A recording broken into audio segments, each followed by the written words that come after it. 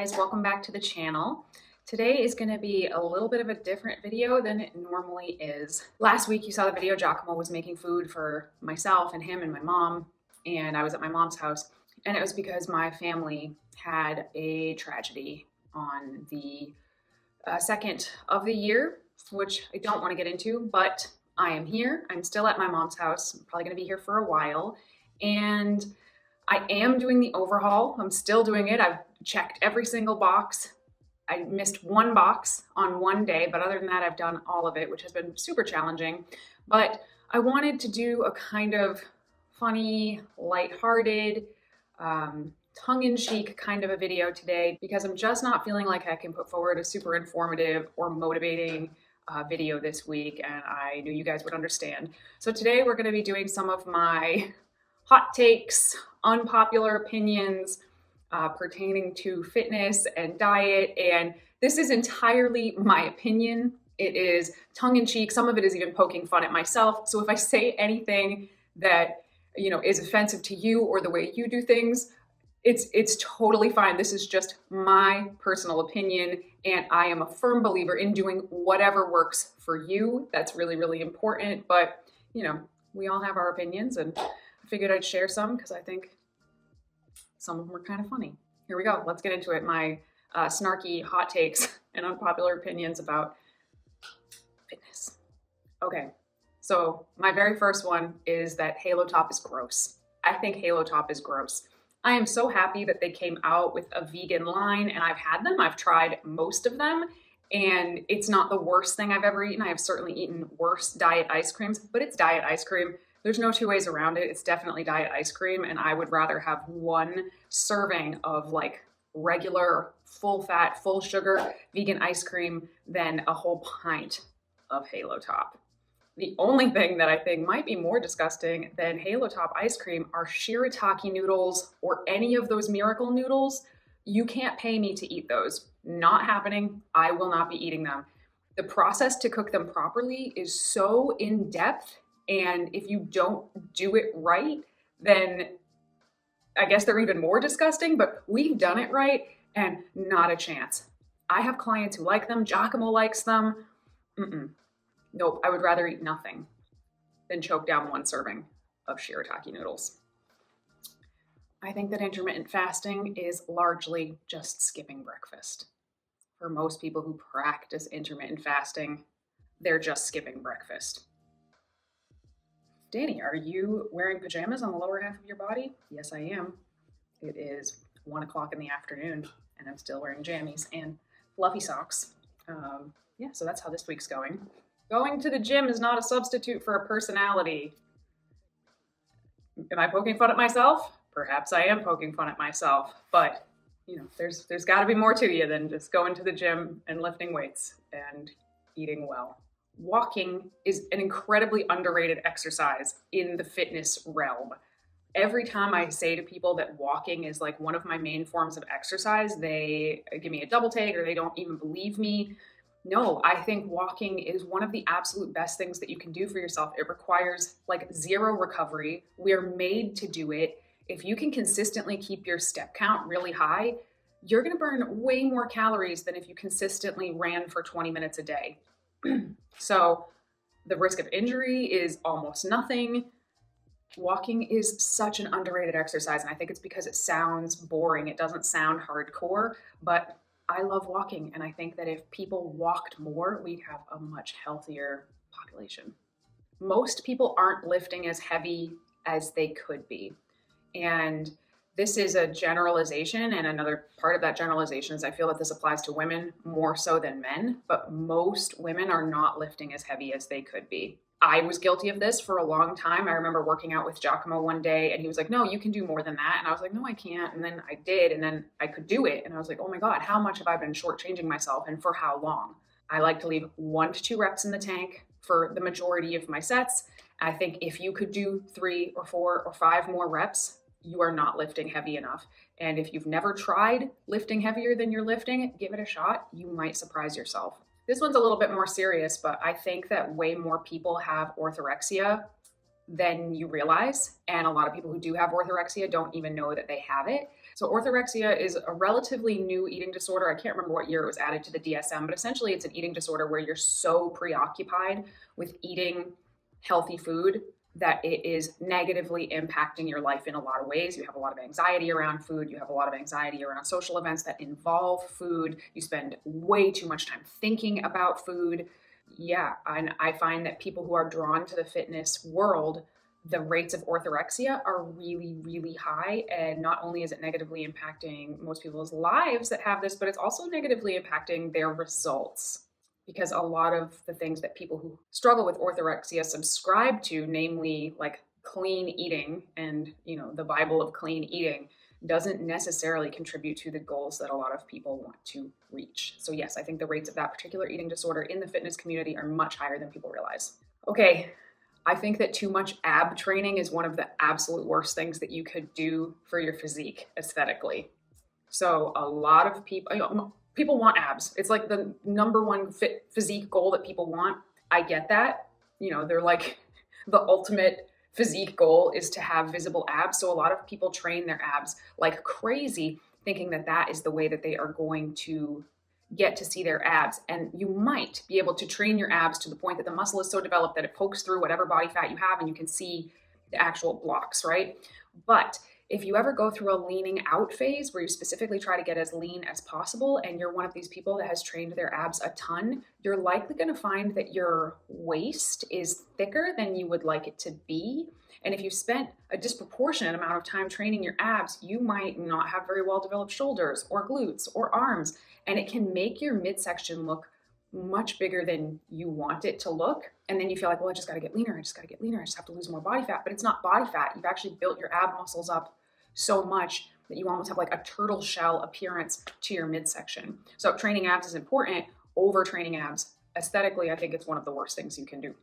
This one's a little poking fun at myself and plenty of people I know, and I hope everybody appreciates that it's tongue in cheek. You don't have to post pictures of your body all over the place to prove anything, really. You don't have to post pictures of your body to prove that you're working hard. You don't have to post pictures of your body to prove that you're making progress. You don't have to post pictures of your body like scantily clad or like in revealing clothing that goes for males or females to prove that you're confident in your body.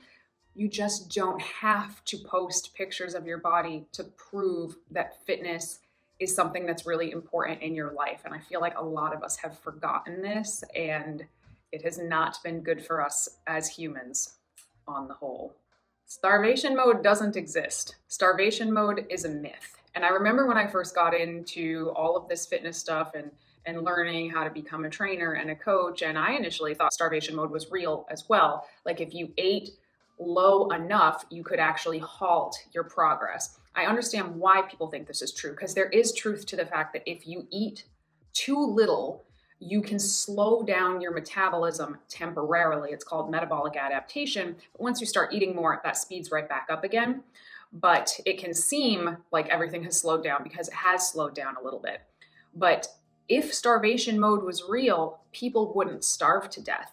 And that is not the case. People starve to death all the time. If starvation mode was real, people would be eating so little that their body wouldn't be able to burn fat.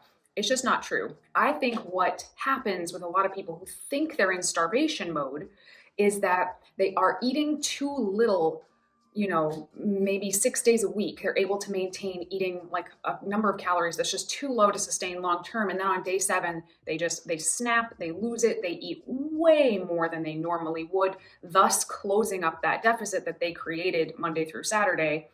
And then they don't understand why they didn't lose weight come, Monday or Tuesday, because they worked so hard dieting those 6 days a week, but really it was just an unsustainable number for them to maintain, and they ended up overeating. But so when people say, oh, you should eat more to lose weight, that's obviously not true. Eating more will not help people lose weight unless eating more on a daily basis allows them to maintain that caloric deficit long term. All right, bodybuilding competitions are a competition of willpower, much more so than they are a competition of athleticism. There, I said it. I love bodybuilding. I love competing in bodybuilding, but let's call it what it is. It's a muscle beauty pageant. The judges don't care what you can do on stage. The most athletic person on stage could come in dead last. It's the person who looks the best, regardless of their health, regardless of what they can do, that's gonna win. A lot of times, the people who are winning, they just have the most willpower. They were able to adhere to their diet the best. So, it's a muscle beauty pageant. I like it for what it is, but let's be honest about what it is. Unpopular opinion in the vegan community. Most vegans are not eating enough protein to reach their goals. They're just not.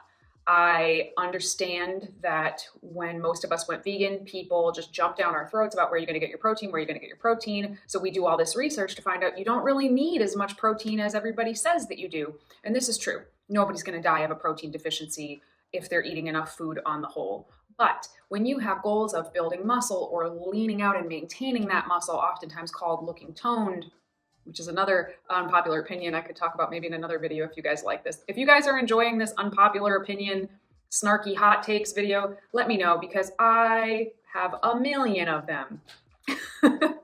If you want to keep your muscle lean out, you're gonna need to eat, so if you want to keep your muscle and lean out, most vegans are going to have to eat more protein than they are currently eating. And I know this because when people come to us, they have to fill out these long in-depth questionnaires and, they write their goals, they write what they're doing in their life. And then, we say like, write out a typical day of eating for us. And a lot of times it's very low in protein and they can lose weight this way. Absolutely. They could gain weight if they were eating enough. Absolutely.